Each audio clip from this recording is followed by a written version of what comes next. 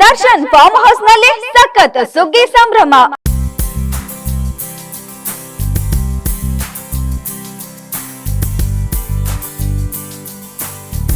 ತಾಯಿ, ಪತ್ನಿ, ಅಕ್ಕ, ತಮ್ಮನೊಂದಿಗೆ ಡಿ ಬಾಸ್ ಸಂಕ್ರಾಂತಿ ಸಂಭ್ರಮ.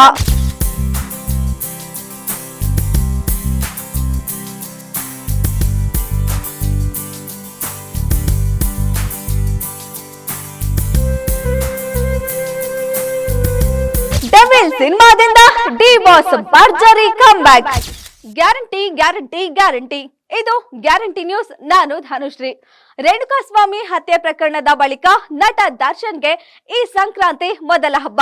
ಹೌದು, 6 ತಿಂಗಳಿಂದ ಜೈಲು ಹಕ್ಕಿಯಾಗಿದ್ದ ನಟ ದರ್ಶನ್ ಇತ್ತೀಚೆಗೆ ಮಧ್ಯಂತರ ಹಾಗೂ ರೆಗ್ಯುಲರ್ ಬೇಲ್ ಪಡೆಯುವ ಮೂಲಕ ಪಂಜರದಿಂದ ಹಕ್ಕಿಯೊಂದು ಸ್ವತಂತ್ರವಾಗಿ ಹೊರಗೆ ಹಾರಿದಂತಾಗಿದೆ. ಇದು ಅವರ ಕುಟುಂಬಸ್ಥರು, ಆಪ್ತರು, ಹಿತೈಷಿಗಳಿಗಷ್ಟೇ ಅಲ್ಲ, ಅವರ ಅಸಂಖ್ಯಾತ ಅಭಿಮಾನಿ ಬಳಗಕ್ಕೂ ಖುಷಿ ತಂದಿದೆ.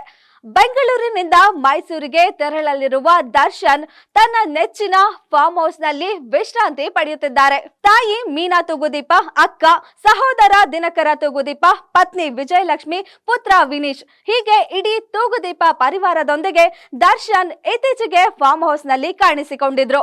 ತಮಗೆ ಇಷ್ಟವಾದಂತಹ ಫಾರ್ಮ್ ಹೌಸ್, ಅದರಲ್ಲಿರೋ ಪ್ರಾಣಿ ಪಕ್ಷಿಗಳು, ಗೋವುಗಳು, ಗಿಡ ಮರಗಳ ಜೊತೆ ದರ್ಶನ್ ಕಾಲ ಕಳೆಯುತ್ತಿರೋದು ಅವರ ಬೆನ್ನು ನೋವು ಅರ್ಧ ಕಡಿಮೆ ಆದಂತೆ ಆಗಿದೆ.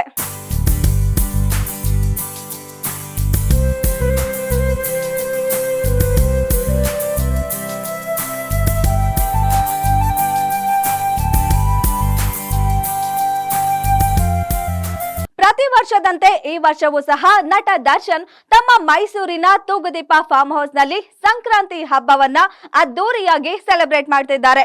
ಆದ್ರೆ ಈ ಬಾರಿಯ ವಿಡಿಯೋ ಹಾಗೂ ಸ್ಟಿಲ್ ಫೋಟೋಗಳು ಹೊರಗೆ ಬಾರದಂತೆ ಗೌಪ್ಯತೆಯನ್ನ ಕಾಪಾಡಲಾಗ್ತಿದೆ.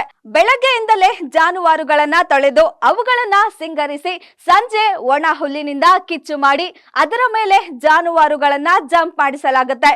ಇದು ನಟ ದರ್ಶನ್ಗೆ ಪ್ರತಿ ವರ್ಷ ಬಹಳ ಖುಷಿ ಕೊಡೋ ಕಾಯಕ. ಬಹಳ ಇಷ್ಟಪಟ್ಟು ಸ್ವತಃ ತಾವೇ ಒಂದಷ್ಟು ಸಂಕ್ರಾಂತಿ ಹಬ್ಬದ ಕೆಲಸ ಕಾರ್ಯಗಳನ್ನ ಮಾಡ್ತಾರೆ.